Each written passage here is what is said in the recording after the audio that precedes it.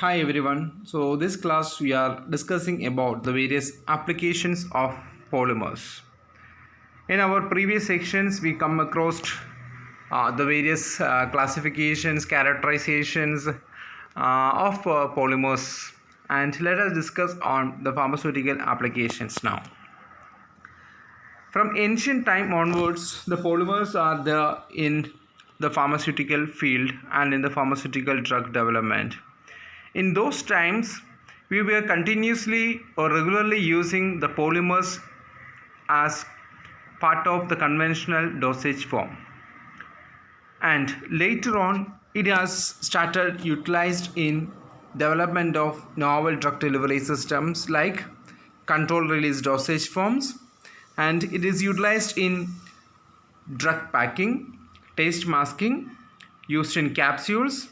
There's a rheology modifiers, barrier properties, then polymers used in transdermal drug delivery system as a gelling agent, film forming agent, and polymeric ocular. So these are only some of the applications of the polymers. Let us discuss more one by one.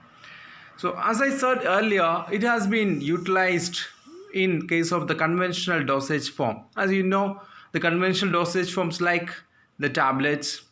So there it has been utilized as the binders to bind the excipients together. So there many natural polymers were highly utilized. Then the development of synthetic and semi-synthetic pharmaceutical polymers made a greater role in the development of control release drug delivery systems. So these control delivery systems attempt to alter the drug absorption and thereby the concentration of drug in our body. So they reduces the fluctuations in the plasma drug concentration with less side effects and better patient compliance. They release the drug product consists of active agents and the polymer matrix or the membranes that regulates its release. Thirdly, the polymers is also utilized in the case of drug packing. The drug packing is one of the field which many other pharmacists are giving the less importance. The packing material plays a major role in maintaining the stability of the drug product in order to minimize the permeability of air, moisture, and to keep the product more stable. Many packages are made by use of thin flexible films. When they are wrapped around the product, they can easily adapt the shape to conform to the shape of the content. As you know, the tablets are available in variety of shapes and variety of sizes. Based upon the size and shape of the dosage form, this polymer system can be wrapped and it can accommodate the shape of the delivery systems. The thin film or the flexible films are usually produced from use of cellulose derivatives, polyvinyl chlorides, polyethylene, polypropylene, etc. So these materials are generally heat sealable and also capable of being laminated on the other materials. Nowadays, the highly used the packing materials all are made up of this type of polymers, where these polymers also should have a basic characteristics that it should not interact with your drug molecule. That means totally it should be able to keep the product stable in their system. The closing or the cap of the container is again typically made of polypropylene or polyethylene. The cap is usually linked with a moisture resistant material such as low density polyethylene, polyvinyl chloride. Many of the drug molecules available in the case of bottles and the caps the openings of the through the caps is the highest option for permeability of moisture and air. Thus, the cap also should be well developed in such a way that it should not permeate any moisture into the system. The next one is the taste masking. The taste masking became one of the main requirements in the pharmaceutical product development because of the bitter taste, especially for the pediatric and old age peoples. To mask the unpleasant taste or the bitter taste of the drug product, variety of techniques and methods available, like preparation of inclusion complex with cyclodextrin, then use of ion exchange resins, solubility limiting methods, liposomes, multiple emulsions, etc. are some of the techniques. Applying the polymer coating over the drug will help in masking the taste of the drug molecule. This type of polymer can avoid the contact of drug with our taste buds. Thus, this polymer has a wide application in taste masking. The selection of polymer is based upon the physiochemical property and compatibility of the polymer with the drug. Various water-soluble polymers such as cellulose acetate, cellulose butyrate, hydroxyethyl cellulose is widely used in the taste masking of the bitter drugs. Other application is polymers are used in the capsules.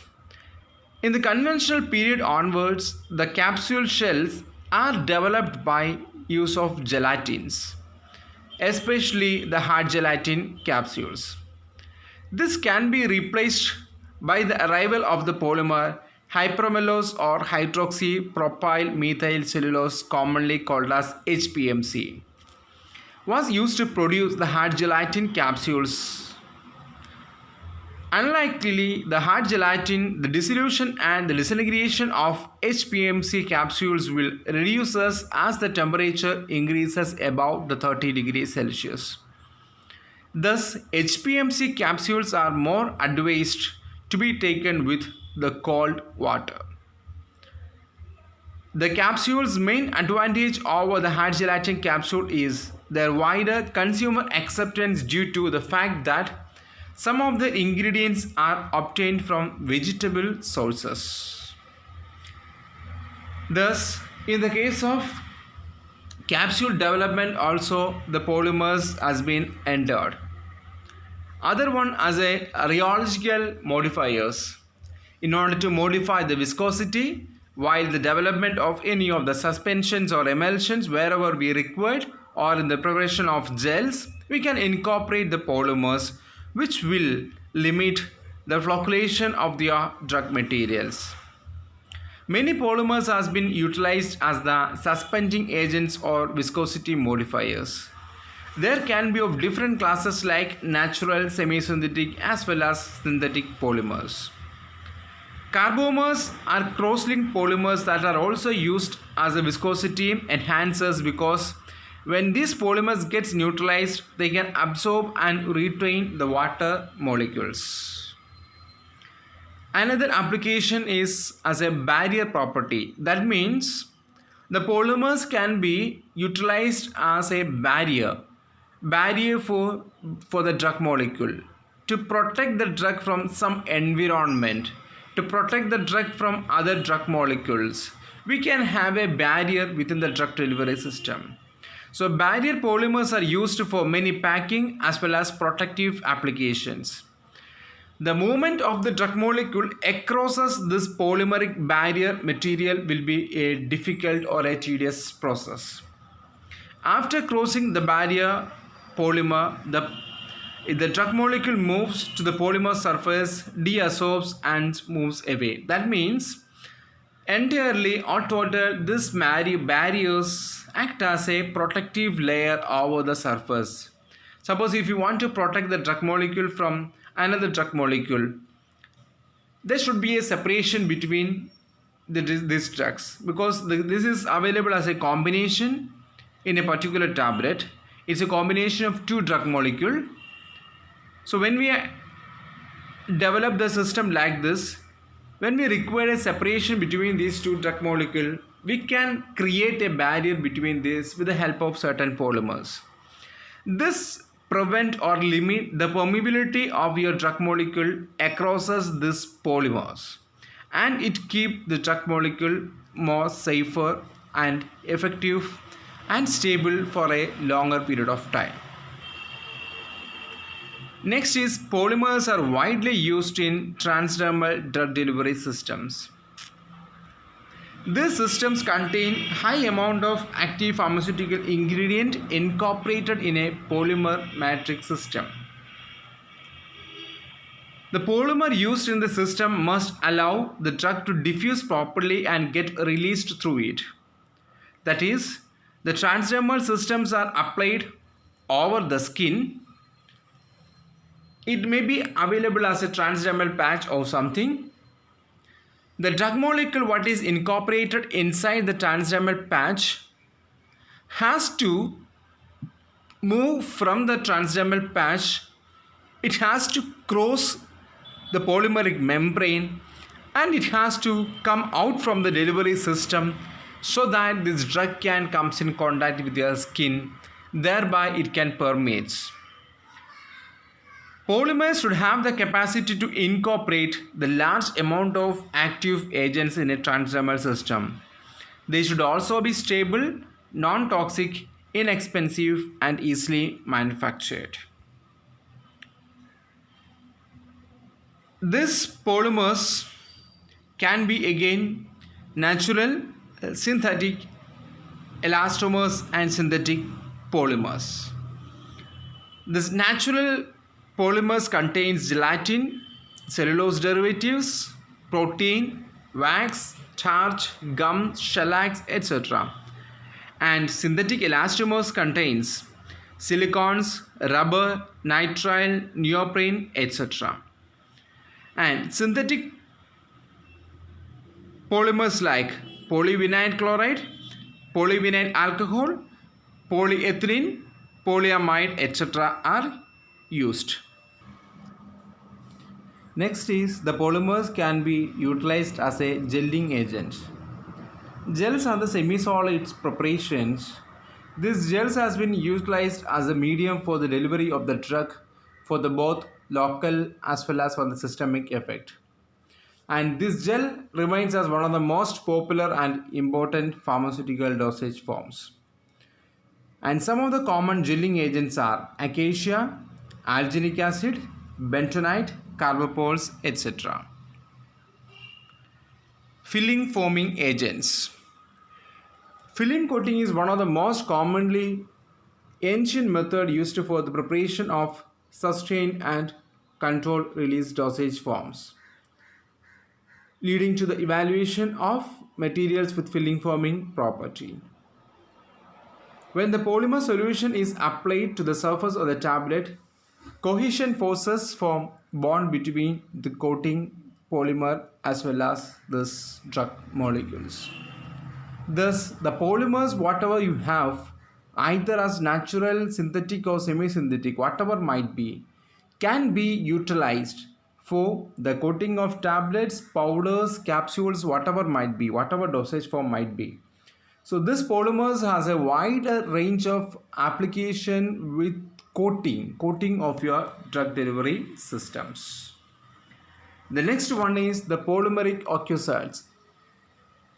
Ocularts are the ocular inserts that are found as a solid device and designed to deliver the drug and provide a longer retention time of the drug in the eyes as compared with the liquid formulations. In the next chapter, you will learn much about the ocularts. So these are some of the solid delivery systems which we kept inside our eyes.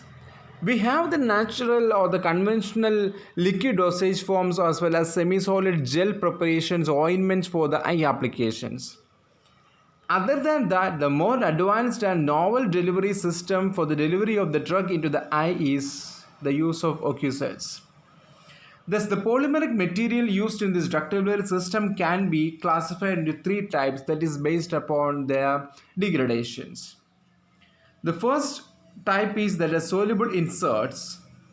The soluble accusers, which shows the complete solubility and thus does not need to remove after deposition inside the eye. The second type is insoluble inserts, where we have to remove it separately. And the third occusert is a biodegradable ocular insert, which is prepared from biodegradable polymers. They undergo hydrolysis and will degrade themselves. So again, these polymers are again utilized for development of ocular inserts or occusers. So this polymers used in the controlled delivery has so many wide applications. These are some of the applications of the polymers. Still you will get many applications. Okay, so that's all for today. Thank you.